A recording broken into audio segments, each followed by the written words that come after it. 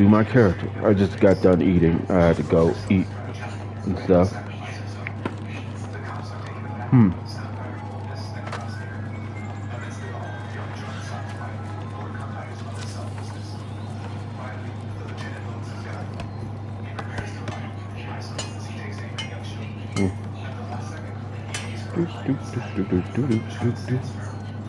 Hello?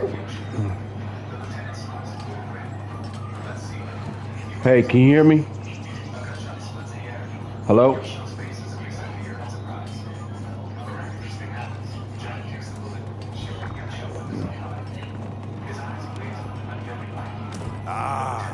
The hero who restored our windmills returns from the... As I've said countless times now, we've sent the damn tribute. We can't always guarantee the caravan's safety. As was my right. That witch Medea, if she's still there, has ruled us for decades, giving nothing. I sent Dupont to learn the truth. How could I... Of course not. You lying piece of shit. Oh, sorry, people. Lying piece of crap. I don't want to get... All right, slow down, hero. We're all mad about the stolen tribute, myself included. But going at the pirates that hit us are tough. There's a few pirate...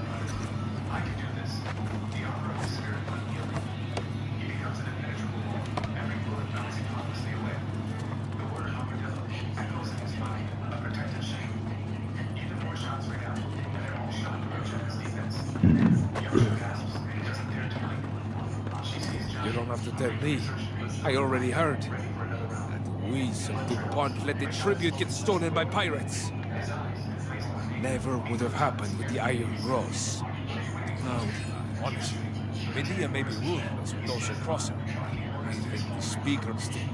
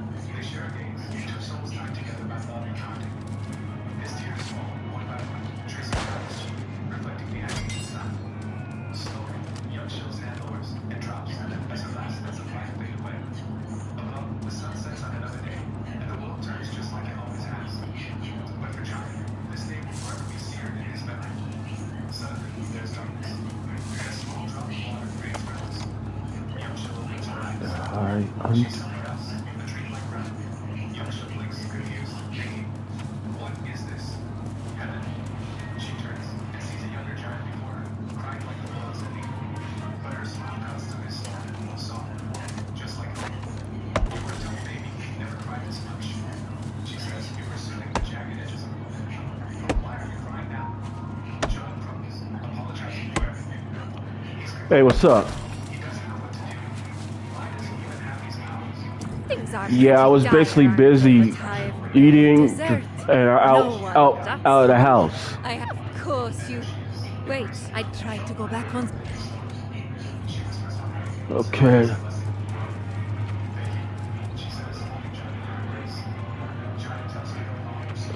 Well, basically, I'm gonna tell you something. Basically, you got to look for in Demon Souls. You're gonna have to find I'm trying to remember what they call them. Sorry, I'm just getting done eating and stuff. I was having ribs and stuff, ribs and macaroni and cheese.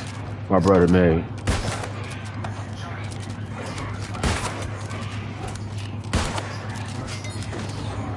Hey. You gotta look for signs. They always have a soul pattern that will have could help you online. Cause they're you gotta catch them on sometime in the morning time or afternoon or evening.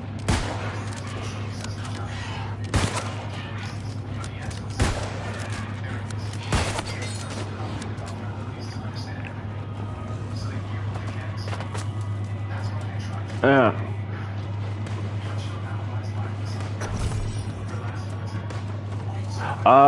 Okay. You talking about Demon Stones thing?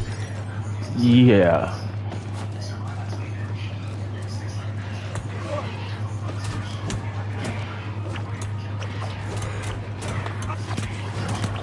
Okay, I'm about to tell you.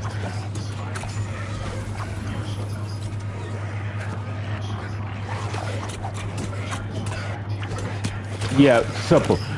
It's gonna be hard to find. I want to tell you something. Try and start over again, and don't use your stones too much. Hear me? Yeah. Trust me. But don't use the new stones so much, okay?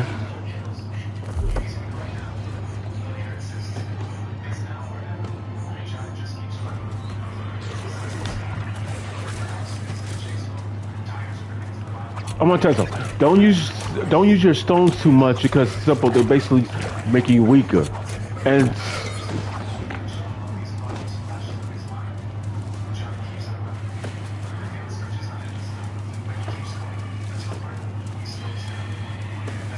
let's see, you gotta find some gather some scotch.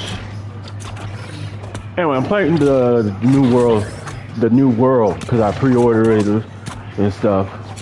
I got me a dire wolf as a mount, armored dire wolf.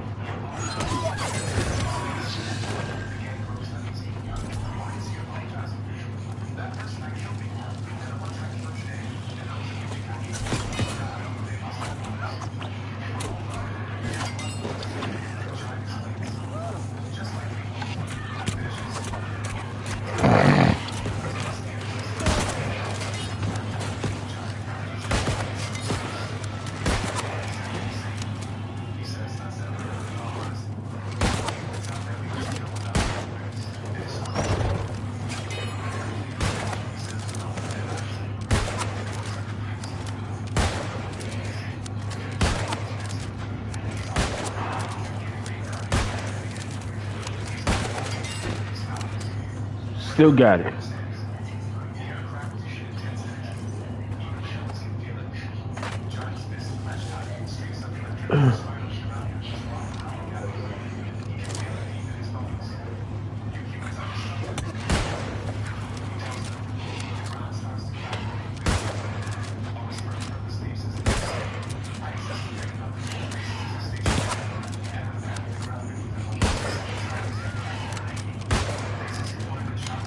And one more bullet, and you're dead, bitch.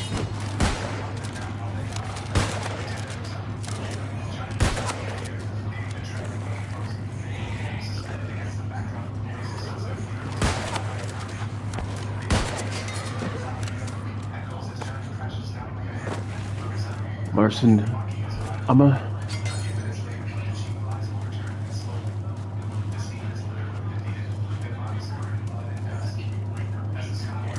Did it! You got. It's not just after weeks of I'm got it taken. You.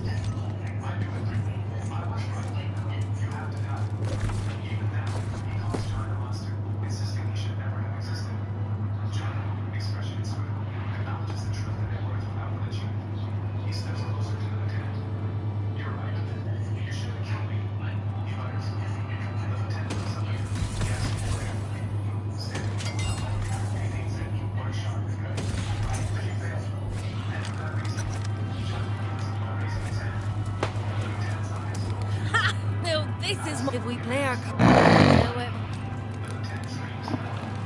try. But you should try out two games. Well, if you, I don't think you gotta buy this one.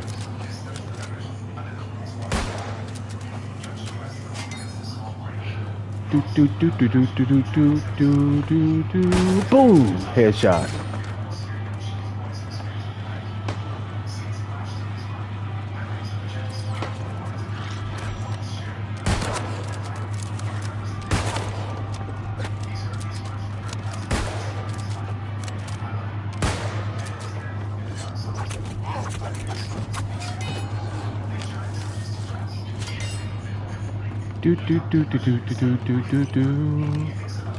I put a bullet in your head and make you my bitch.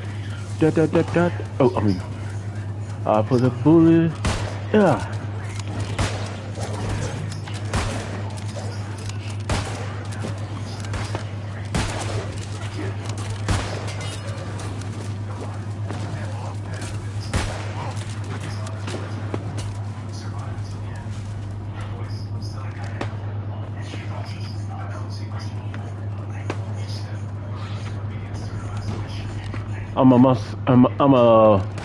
I'm one of the Frenchman soldier, Musketeer.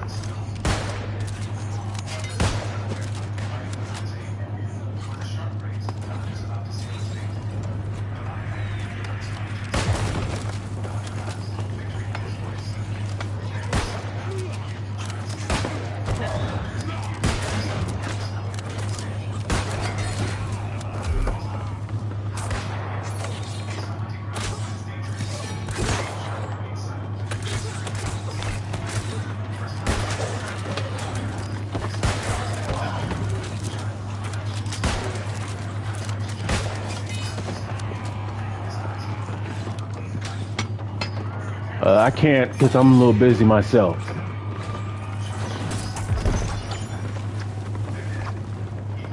I'm a little busy myself right now doing my my character story. I'm a musketeer.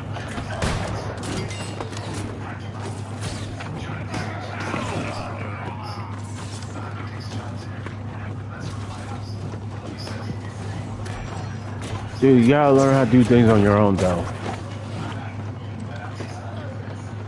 I had to learn how to do things on my own myself. I had to beat Dark Soul solo without no internet on an Xbox 360, and that was worse. Cause you know how it was back then with the 360.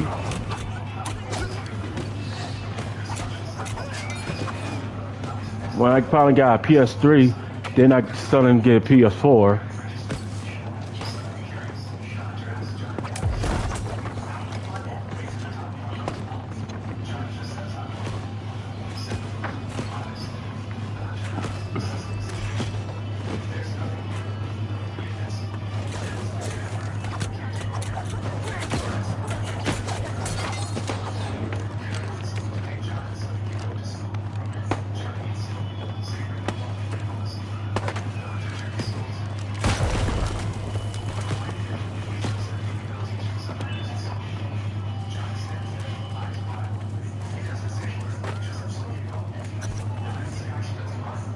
How the heck did she get caught? Well, this was a fortunate coincidence. For me, at least. I wasn't exactly thrilled with the prospect of spending eternity in a cage, so thank you again. How the heck did she get I caught? had an inkling the pirates had fallen lost, like so many others. Not quite. I must continue on to the ruins to invest. Get yourself, if my suspicion.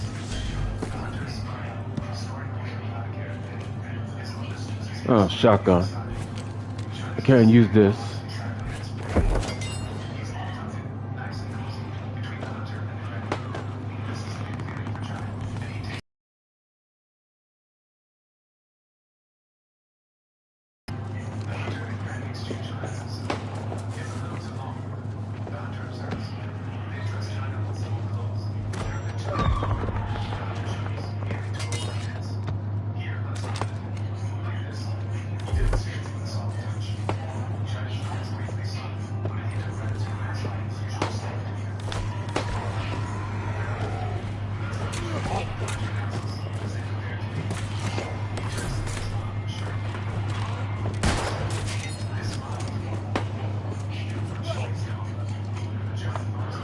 Do, do, do, do, do, do, do.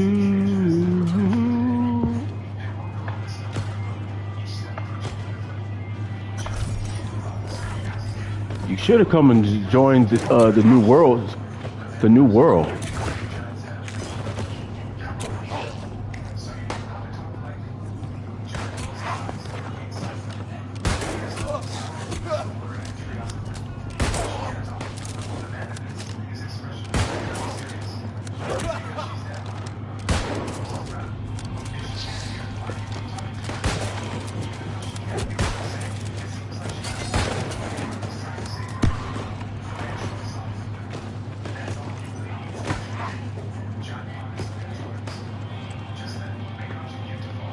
Do, do, do, do, do, do. Come on.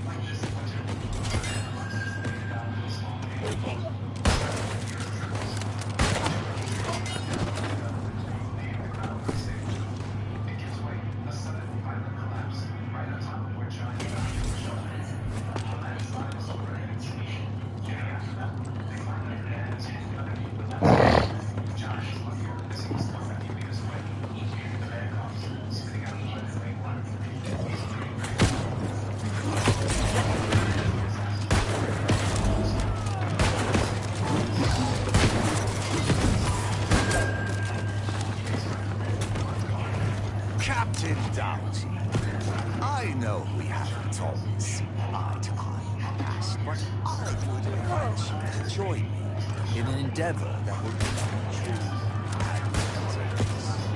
As I know you're aware, the town of Corinth has been paying tribute to the sorceress for generations.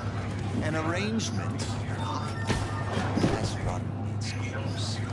I know you and your crew have sought to acquire the tribute in seasons past, but the Iron Rose has successfully determined your efforts. This season, I will invite you to make the attempt once again, with the assurance that the Iron Rose will not be upheld. In fact, you may find God Captain DuPont is very quick to surrender when you... Sweet sick. I'll have to ID.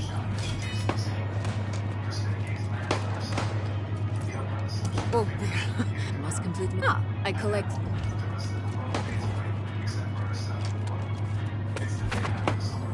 I'm a sniper. Anyway, you should try the new world. It's pretty good, man. We could work together on here. Think about it. You could. It's multiplayer. Of course, it's co-op.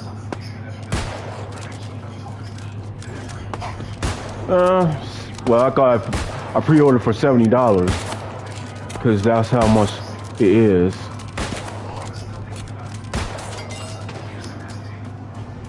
You could choose your own class. I'm a musketeer.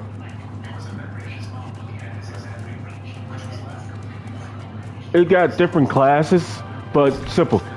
Even if you choose your class, there's like different weapons class. There's sword and shield, hatchet, flare and shield, great sword, hammer, warhammer, great axe, spear, bow, musket, blunderbuss, bow gauntlet, ice gauntlet, life staff, and fire staff. So you can.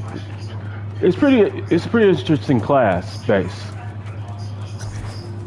The withering comes from the very earth here. The Druid's charge was to keep it at bay. But we failed. There you are! Tell me you got that emerald gemstone and bought us our escape from this accursed place. Excuse me, but I think you have this all wrong. This is not some common jewel you're talking about. It's the key to fixing this mess. The tower there, the gemstone, must be returned. It's the only way to heal the land. Hold on there, Plant Princess. We found the gemstone and it's ours to sell. We need that coin to buy a ship. This land and the people who live here need that gemstone back where it belongs. Yeah. We gotta help I think There's gotta be at least some kind of reward, right? Right? pirates, they don't understand. She's a I'm pirate. sorry to dash. More important. You see, the ruins are protected. Oh no, the verdant. Thank you. I must go and speak with perfect. Okay, let's see. Boom.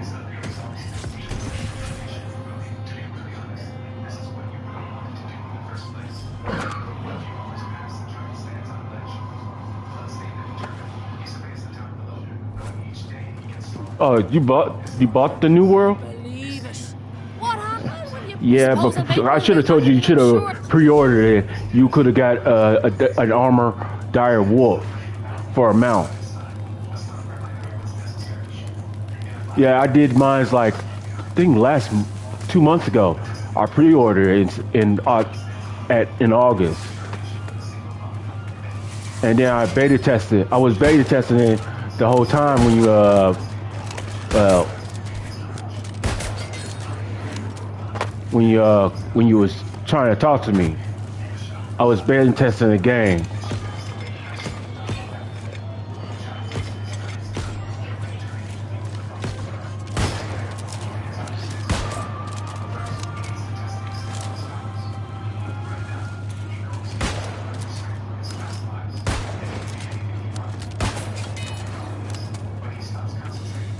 Do, do, do, do, do, do, do, do, do.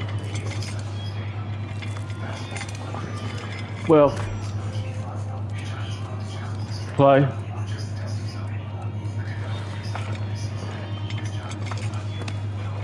Yeah, problem is I'm a little higher than you, so I'm gonna have to use one of my other characters.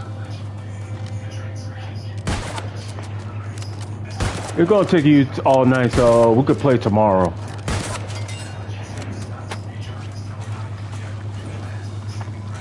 Yeah, 3 hours.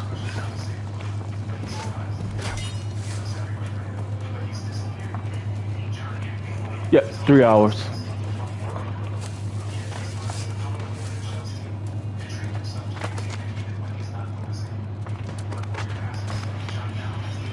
Cut. Peace.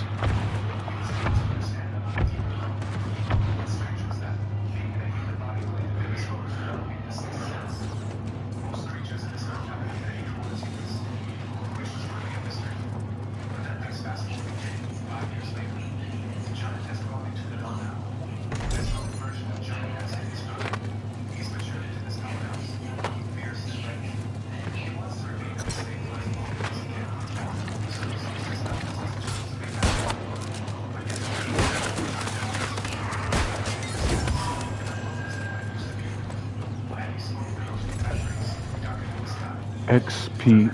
Okay. X.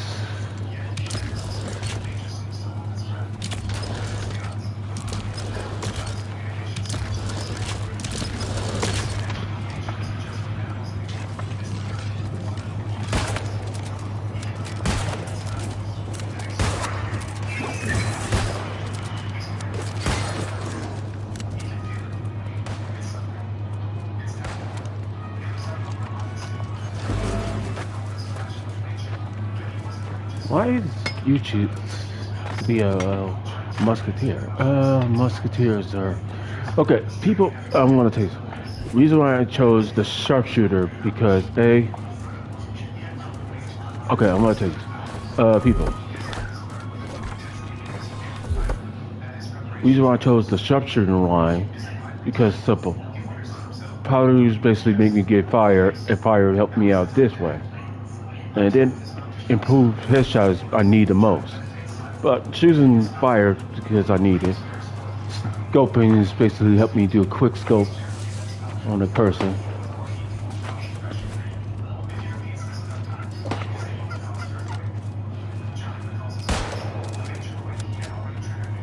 I wonder if I could duel someone. Oh yeah, I can.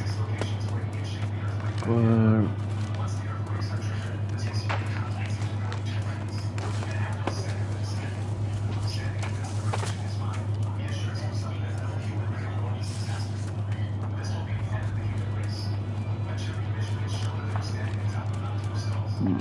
don't know what class that is.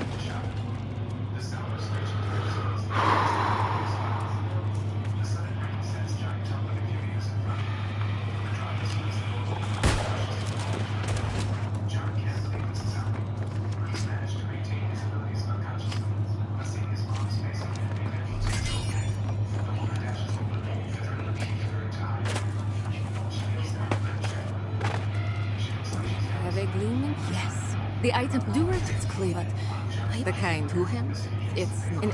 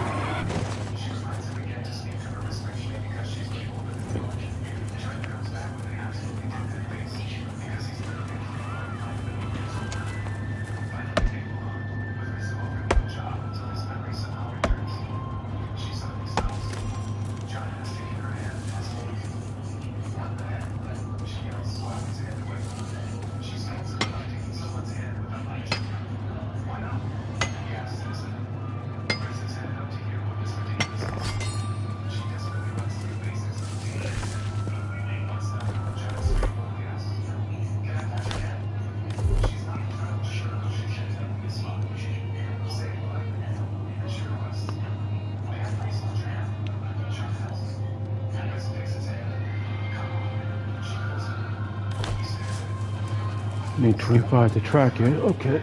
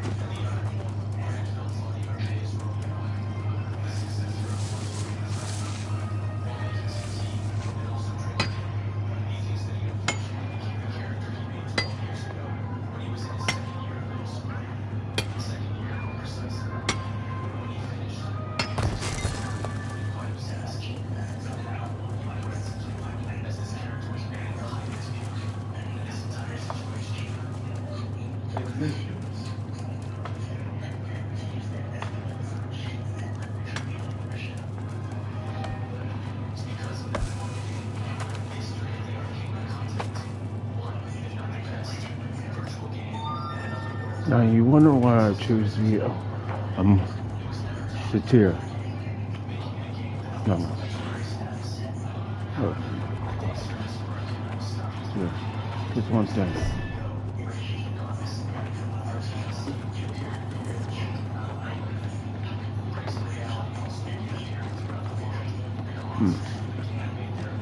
I'll regret that one. I'm sure we can find a reasonable punishment for the speaker. One that fits his crimes. You're a sensible man, Sadvik. Too sensible. Convince me by the time I finish sharpening this blade, and we'll do it your way. If not, I'm gonna take my headphones off, taste of people. true suffering. That gets my vote. There will be time for justice. But torturing the speaker will not remove the curse on Windswood. Are you suggesting we forgive his treachery? Oh no. I support whatever cruel fate you can dream up for him. But first, we need to heal this land, so by all means, keep plotting. But some of us will need to recover the verdant gemstones. Any volunteers? Yeah. Okay, well, I'm gonna have to do this That's what I myself. expected.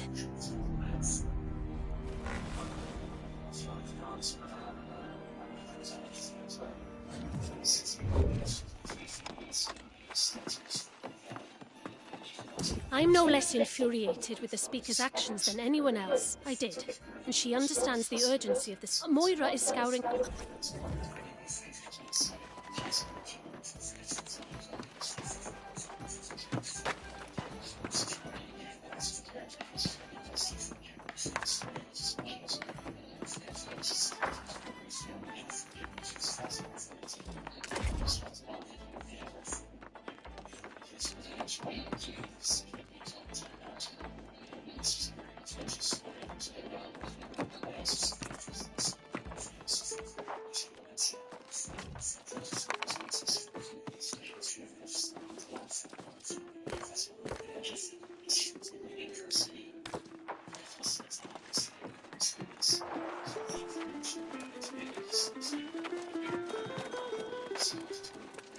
Well met, newcomer. It's rare, and with the situation in Windswood more dire than it's mostly before. Aeternum's ruins tell the tale of a magnificent civilization that once dominated the island. Its architects, the ancients, discovered or possibly created the energy we call Azos. In the millennia that followed, humanity came from countless prehistoric cultures. Sumeria, China, Egypt, and more. They were called to explore the sea, summoned by the ancients to this island. These early arrivals worshipped the ancients as gods. They toiled under the ancients' guidance, building hundreds of monuments and towers. But humanity's savage nature could not be tamed. Wars broke out, and amid the chaos, corruption first appeared. To combat this new menace, the ancients imbued a chosen few with gifts. These heroes were granted monumental powers and life eternal. The wars raged on for centuries, and the ancients blessed entire armies. But most of the human vessels degraded into mindless skeletal warriors. Those wars ended millennia ago, and the ancients disappeared. But their haunted guardians still protect the ruins, oblivious to the fact their cause has long since lost its meaning.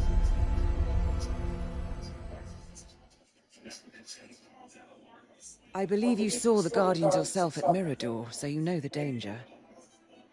To learn the locations of the other shrines, we must venture again into the ruins.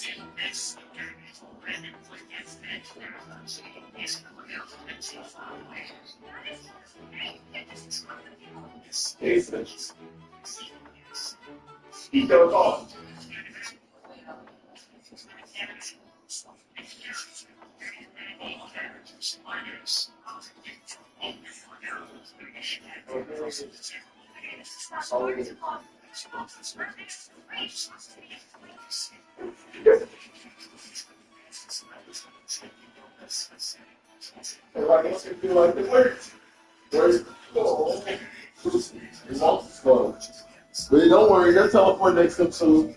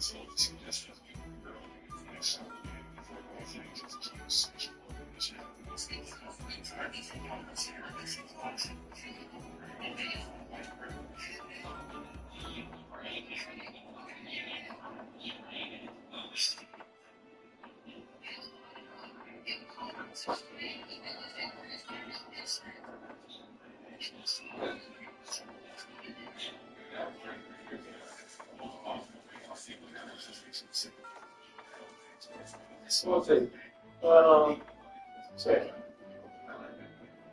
The right side.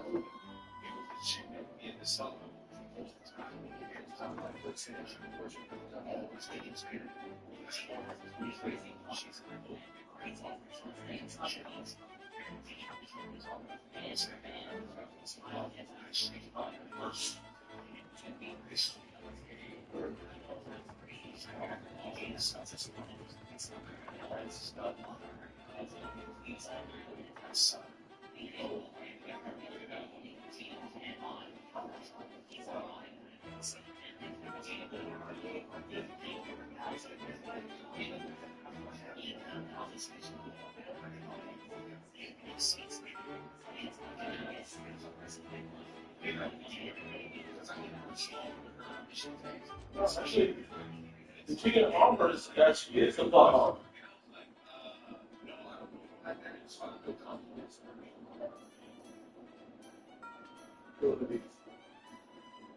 So the cheetah armor was the plot armor.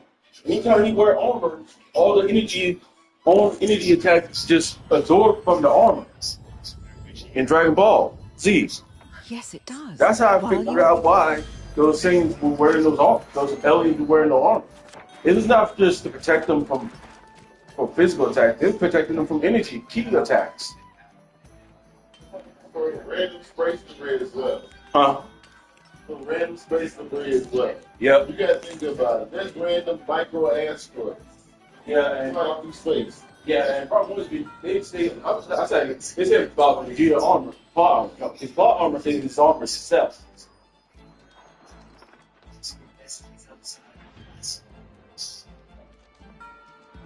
Use some electrical.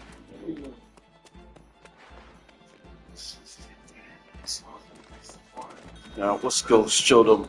Now let's go show them the meaning of my death god, Mo. Why you call yourself a death god, Mo? That's sounds is a death god, dumbass. Oh, and he's a. And I'm. Why you call me a dumbass? Because you are. You want to die? I like to see you try. Can you both stop trying to fight each other in my body, or I hurt you both with my demonic fits? Okay, let's stop. Wait, you gonna stop because he said so? You want to take on a dangerous demon? Damn it. How come you guys get along so well? Because one thing, we're all from the past. Yeah. Right. Yeah. Wait, y'all all from the past. Why y'all not, like, chasing the world? Two reasons. What's the two reasons?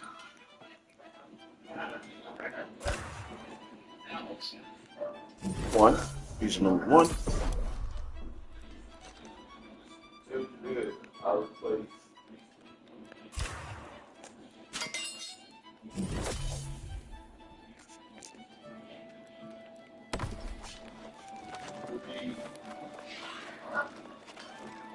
Three, 6, 5.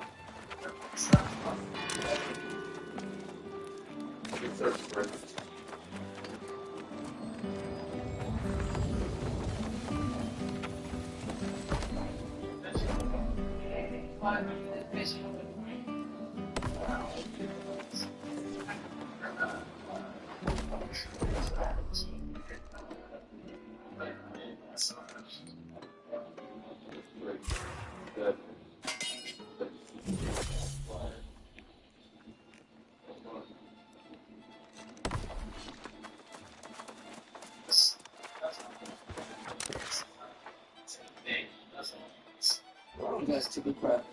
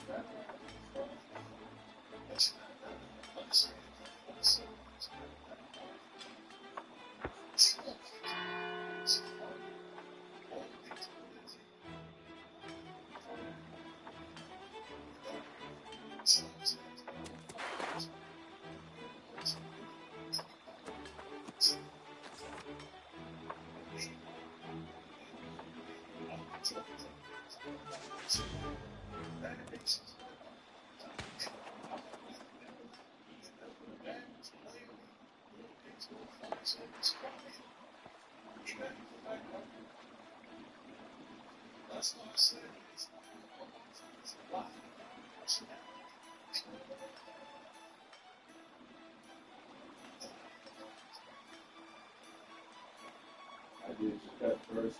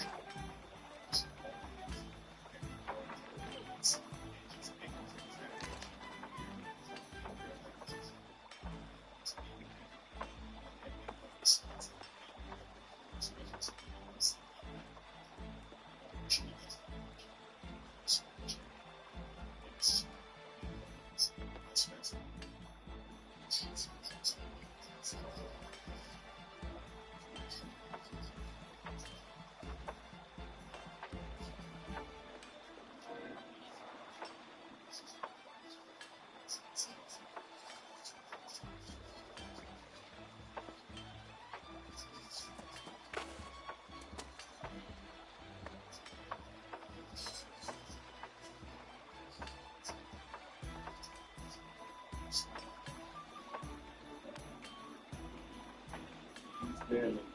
And you be patient. Really.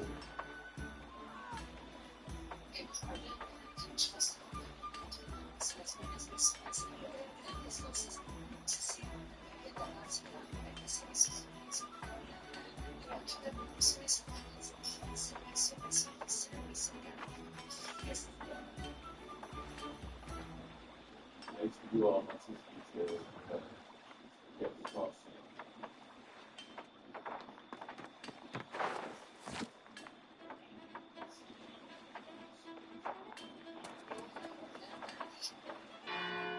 Those skill sets you get that. If you have a lot of,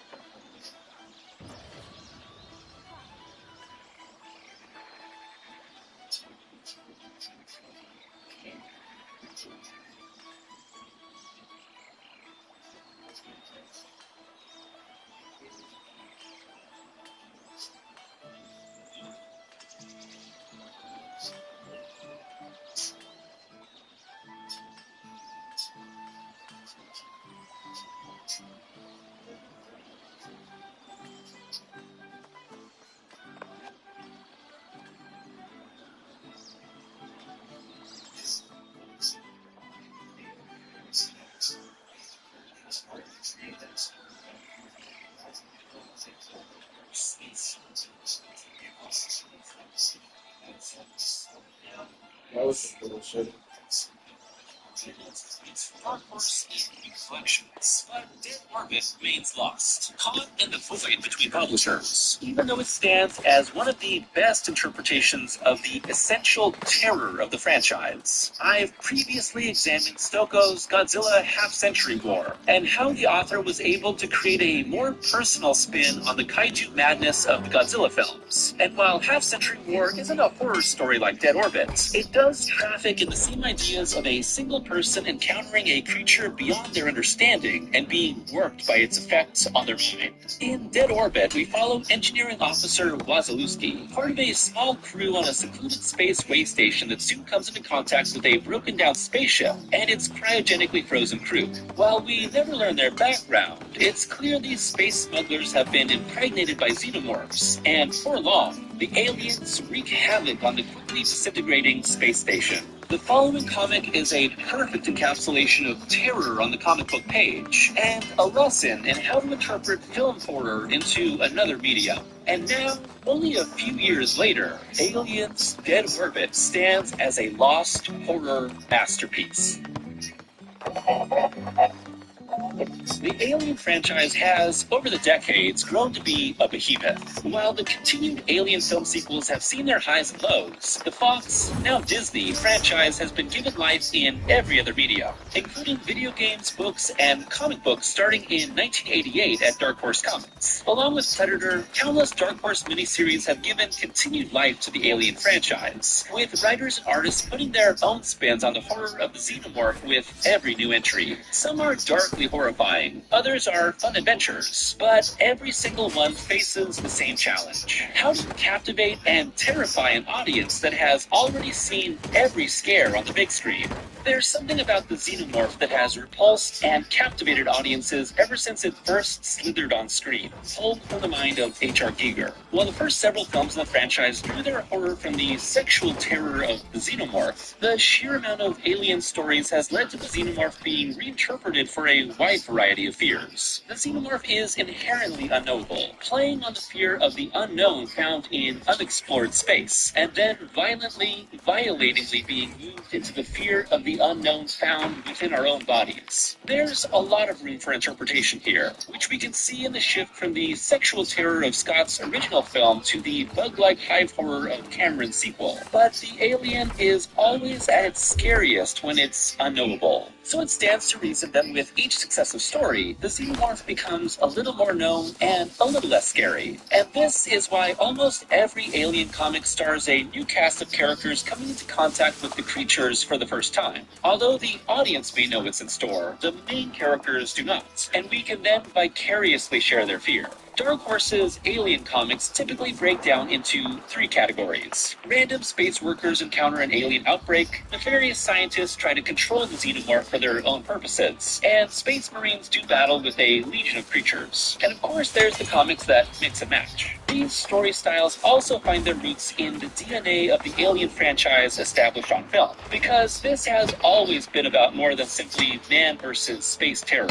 The alien unknown is also found in the android populating every film, who may or may not play a part in any given comic, and corporate greed that seeks to control, weaponize, and profit from the uncontrollable elemental force of death, usually in the form of the Weyland-Yutani Corporation.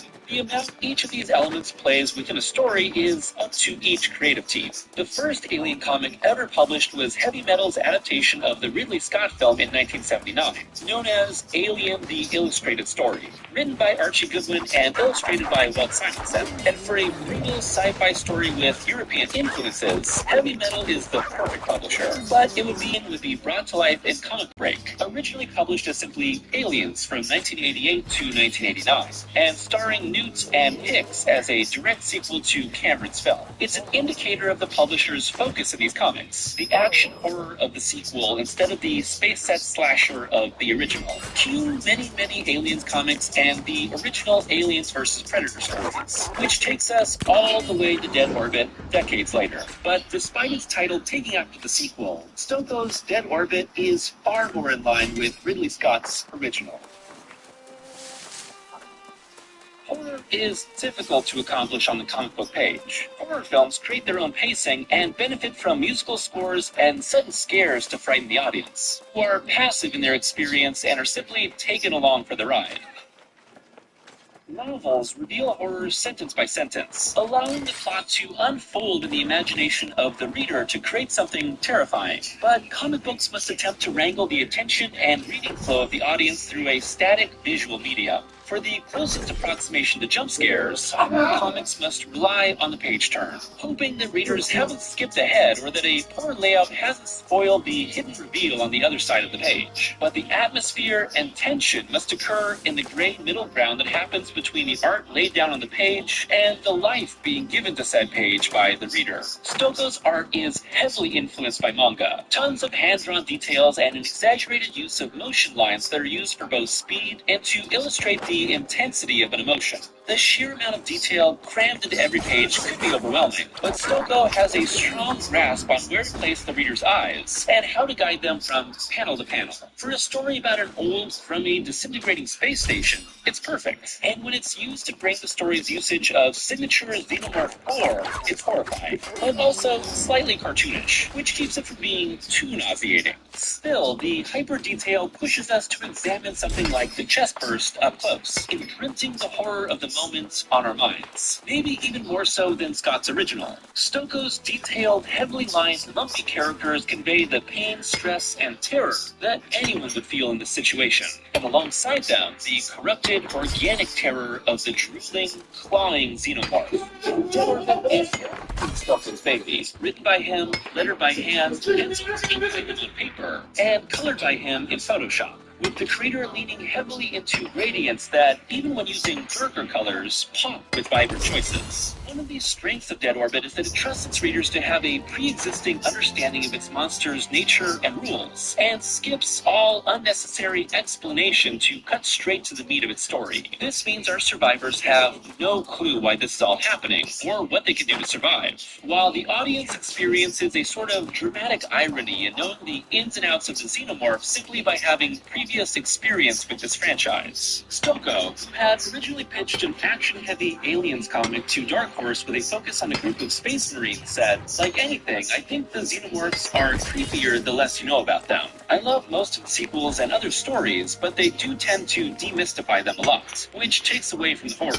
Dead Orbit's story is extremely simple, almost to a fault. Pick up a distressed ship, aliens unleashed, crew picked off one by one, and its characters have very little backstory. We don't get to learn much about them because this is a story about survival. We know their motivation, survive, and that's about it. If Stokoe's pacing and sense of horror wasn't this strong, that would be a major shortcoming. Instead, the often wordless storytelling is our focus, and not anything else. But to keep the story fresh, Stokoe splits the narrative into two timelines, opening with Wazalewski as the only surviving crew member and then flashing back to what happened. The comic jumps back and forth between these time periods. Past Wazalewski and crew witness the birth of two xenomorphs, are slowly picked off, and experience the space station falling apart, sending it into a dead orbit around a nearby planet. prison Wazalewski, now the only survivor, is forced out of the only safe spot on the station when the oxygen supply begins to run low.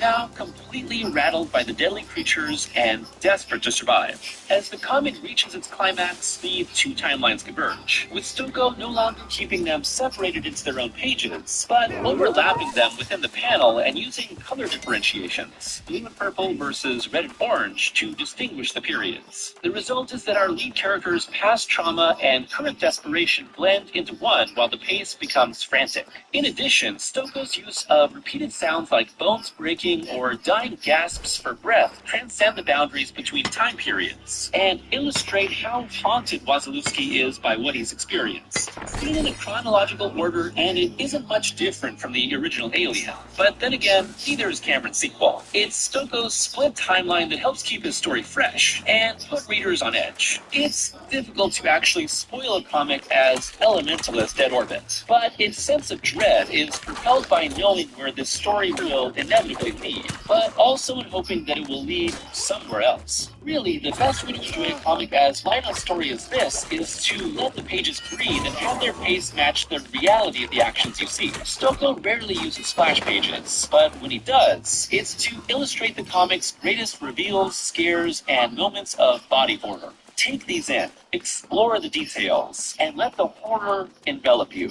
Likewise, Stoko's extreme differentiation between sizes of speech bubbles illustrate the fear and intensity of each character. Comics don't come with sound design, but these take its place. A comic this simple and well-paced is designed to be a thrill ride that sends us spiraling through the world of the Xenomorph until its final page, only able to breathe once we're finished, safely back in our own world and freed from the horrors of a hungry space. At the time of this video's publication, Marvel has begun publishing their first Alien series after acquiring the rights to the franchise. And while there's been no reveal of the Xenomorphs crossing over with the publisher's main superhero universe yet, it's only a matter of time. But for now, Marvel will have to contend with the same challenges that Dark Horse faced for years in trying to make fresh and scary stories that both leverage and counteract the familiarity of an iconic franchise. Whether they succeed will depend on the talents and perspective of each creative team. But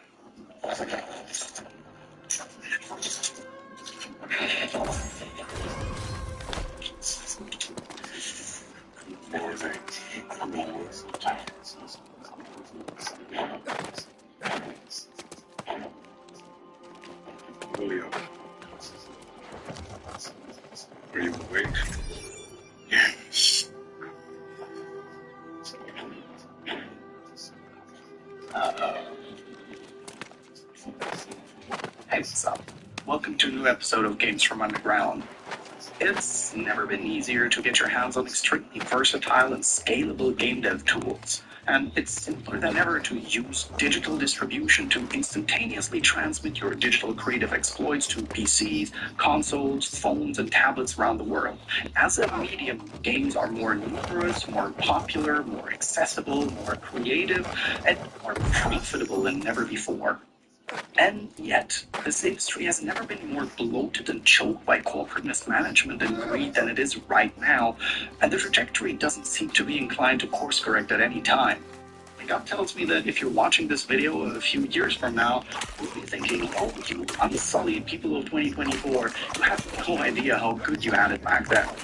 It's gotten to the point where seemingly every week now a fresh crop of new horror stories from the industry emerges. Studios getting shut down, promising games being cancelled, and hundreds of hardworking creators getting sacked and kicked to the curb. Which is exactly why it's so important to put a spotlight on the indies from time to time. Which is also why I've been meaning to bring this here series back for a good while. Games from Underground. It's been a few years since the initial 4-episode run, but they're still up, so go check them out if you feel like more after this. The aim of this series is to put a spotlight on compelling, fascinating, and outstanding indie games that are totally worth checking out for a multitude of reasons, and that are made by small and incredibly creative developer teams. That's what this series is all about. Titles that might have flown under most people's radar, while the latest studio-devouring quadruple A monstrosities were busy sucking all the oxygen out of the room with their marketing budgets that dwarf a micronation's GDP. So, for episode 5 of Games from Underground, or maybe season 2, episode 1, call it whatever you like, it's not like I'm following some 4D chess strategy here, we'll be showcasing 4 games that share some very interesting and timely connective tissue indeed, a theme I like to call hyper-reality. These are games that are all, in one way or another, messing with the player's sense of place and self. In a destabilized version of reality, you're never truly certain whether what you're seeing is a disturbing hallucination, a conveniently manufactured fiction, or an actual horrific truth. And we couldn't have picked a better time to descend into the swirling and unfathomable miasma of hyper-reality as the year's autumnal equinox has just passed, which is a time when the veil between the worlds is paper thin. So what better way to kick off our first pick than jumping into the passenger seat of the 1981 Dodge Diplomat of one very special Agent Dale Bartholomew Cooper? I have no idea where this will lead us, but I have a definite feeling it will be a place both wonderful and strange.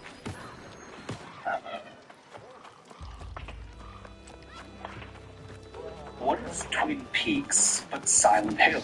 Sounds like exactly the kind of madcap, creatively unconstrained, fever dream made real type of game that could only be done by a team of unhinged, ultra-passionate indie developers. And, well, that's exactly what Blue Rose team has accomplished with Twin Peaks Into the Night. A game that's here to party like it's 1999, when survival horror was the hottest new kid on the block. This game was initially developed by Lucas Guibert and Jean Monzoni as an entry for a haunted PS1 demo disc compilation, but then grew into its own full-fledged fan game. It's an experience that can proudly stand alongside the many other excellent survival horror throwbacks we've been blessed with in recent years. The game you like is going to come back into style. Diane, 11:30 a.m., February 24th. Never seen so many trees in my life. I'm about to get ready to go to sleep. That makes you feel the same about the end of Philadelphia. Twin Peaks Into the Night is an absolutely immaculate retro recapitulation of David Lynch's cult classic surrealist 90s TV series, with a dash of the Fire Walk With Me movie added for seasoning. Now, it almost goes without saying that there's no shortage of games out there that bear the mark of the enormously outsized influence of Twin Peaks, including Silent Hill itself, which is heavily indebted to the show's ultra-specific vision of a sleepy North American town that's insanely interstitial between world and every shot of portal. It's fair to say that the only thing that's oversaturated in video games as H.P. Lovecraft is games that are inspired by Twin Peaks. What, Night Strikes? Wow, there's a flex. Not that bad.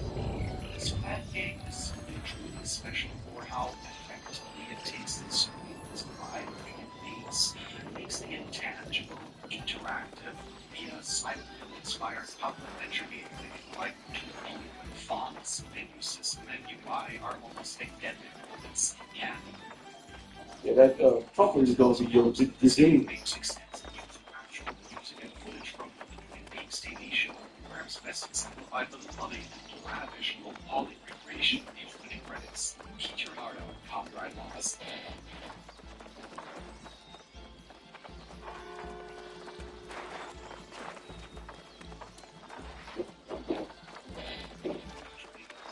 Control the show's protagonist, that paragon of positive masculinity and ultra heartthrob, eight-year-old child black, aka 1980 Paul Atreides, aka Special Agent Davis Murphy. Like the classic RPG games of the older exposition camera angles to anchor the player in the world, creating strong and immediate sense of place that does proper justice to the source material's absolutely explosive cinematography.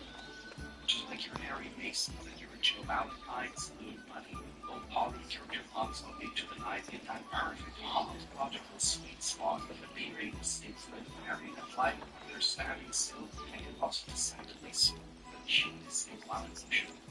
And working hand in glove with this game's fixed camera angles is the supreme essence of classic survival horror that ultimately possessed for true survival horror connoisseurs. Tank controls. And speaking of retro prestige, when I first moved the game up, I was struck right away by yet another key detail that demonstrates how this team has been committed to creating a true golden age of survival horror throwback. Take a look at the scene. Can you see it? Here's it. This is just as much about what the game is in showing you on screen as it is about what you can actually see. That's right, Twin Peaks Into the Night does not render the usual widescreen aspect ratio. This game exclusively displayed the glorious godly damn 4:3 Academy ratio, like your favorite movies, PS1 and Super Nintendo. Most TV shows released before the 2000s. It's a reminder that this game, just like Twin Peaks, is rooted in a lost and bygone era. Windsor is a God, your good clothes, and I can enhance them. Well, I couldn't depend on heavier and for those ubiquitous chunky bezels framing the edges of the screen in order to conceal the curvature of the TV glass will warp the image. It was the pre-high definition era, and the distortion inherent to the medium could be used to artful effect, compelling the viewer to actively fill in the blanks with their own imagination. And it's an example of yet another connective thread between this game and its titular inspiration. Both Twin Peaks and Silent Hill were bold pioneers in their respective mediums. Both innovated their genres in revolutionary ways by leaning heavily into their technical limitations, working within and around these shortcomings to give audiences a totally unique and never before seen experience. As the saying goes, it's creative limitations that so often inspire the greatest works of art.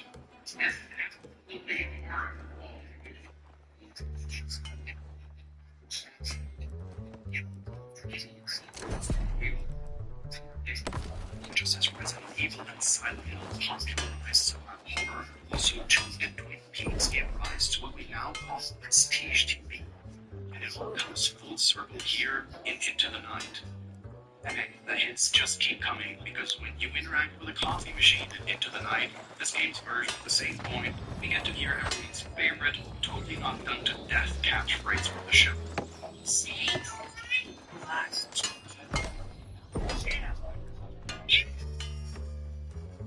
This standalone / playable teaser is supposedly just a small taste of what's to come, with those teams saying that they don't have a full game to cover most of the TV show's first season, and if the final release is anywhere near the level of quality of this 45-minute vertical slice, it's going to be something amazing indeed.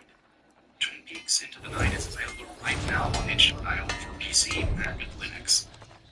Android or iOS versions also, you can play this one on your phone. So get real.